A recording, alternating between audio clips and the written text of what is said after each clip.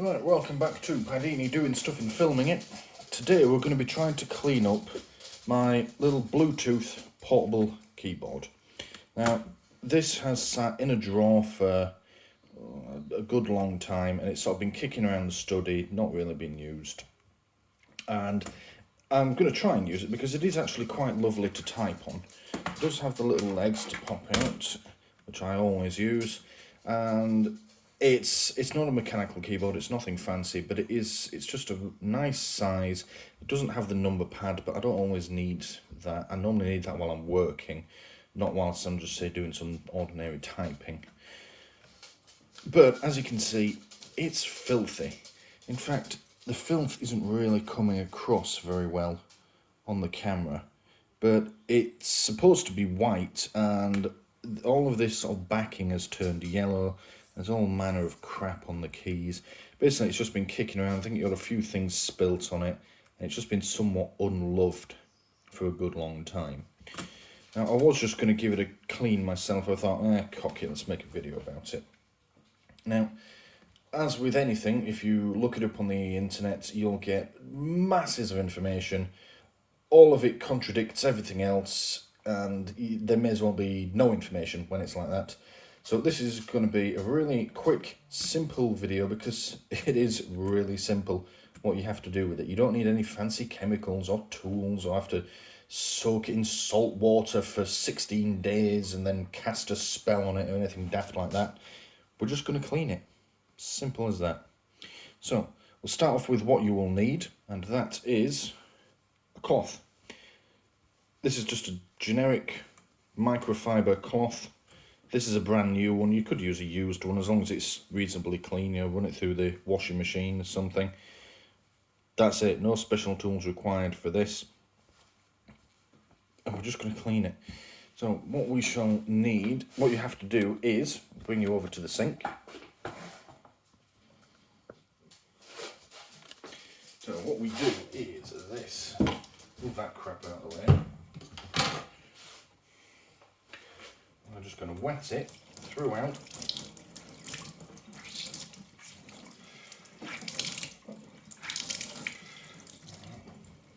And then you want to thoroughly wring it out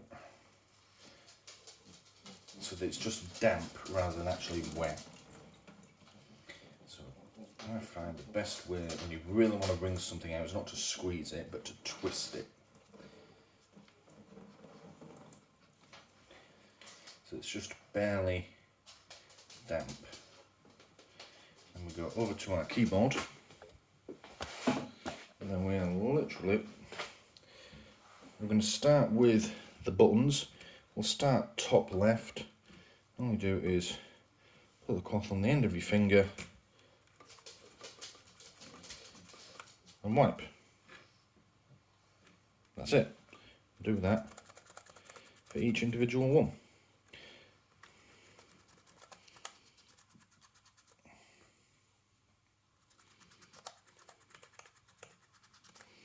And what you'll notice as you're going along, the gaps in between are being cleaned as well. The cloth is taking up the dirt, and when it gets dirty, you just move your finger to another bit. You've got a whole cloth to work with. Now, where was I? Out there. First row done.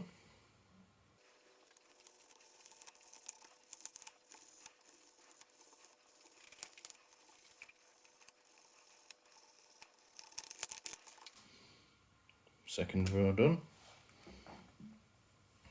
See, fair bit of dirt coming off.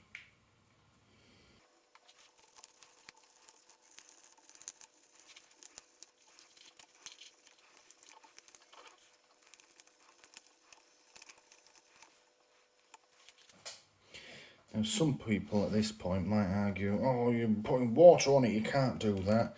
Well, I'm putting a tiny amount of water on it. Really, it's such a small amount. Any keyboard out there can handle it. And the keys, after I've wiped them, they're not wet. I'm just wiping the dirt away. You know, and people might be going, oh, you're pressing down. I'm pressing no harder than when I'm typing. You know, and any keyboard, the keys are rated for tens of thousands of key presses before they wear out. So me just pressing down on them one at a time to clean them is nothing. So I'll keep going. Now, I don't think for a minute that I'm going to get this back looking brand new. I think one of the places this ended up being stored, it was in the conservatory at one point, which means there was a lot of sunlight and quite a bit of heat.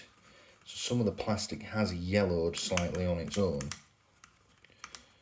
That being said, this is coming up really well. And as you look closely, it's not looking too bad actually. And all the gaps in between are coming clean as well. Because as I'm wiping them, I'm pressing them down so they're flush, look, with the body of the keyboard. And then I'm wiping that away as well.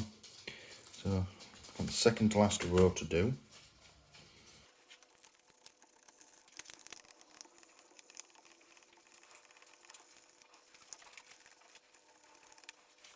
Okay, it's coming along.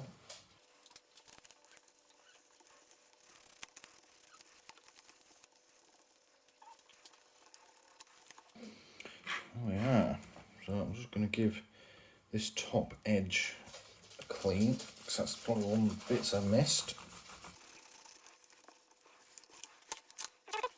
And there you have it.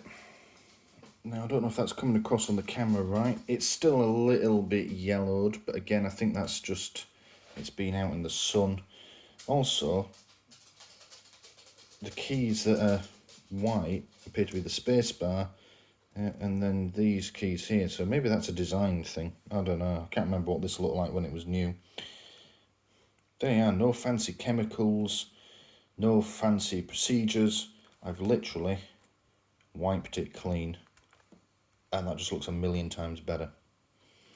And people can say I've addressed pressing down on it. I was pressing no harder than when I'm typing like that. That's how I normally type. I haven't damaged the face of them. You can see every single letter and symbol is all still on there, and the amount of moisture that's been exposed to is negligible. You know, you could have a hot, humid day, or you could just be sweating and you'd probably expose it to more moisture. Yeah. So that's it. I'm going to go charge this up, and I'm going to get to work using it. So like I said, it's a lovely keyboard to type on. It's also really useful because it's so small and lightweight.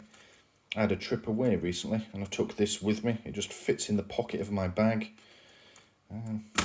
Yeah, Bluetooth to any device you like. It will even do mobile phones if you want it to, although I don't really see the need to. So yeah, that's probably the simplest way to clean a keyboard. Wipe it clean. Thank you for watching.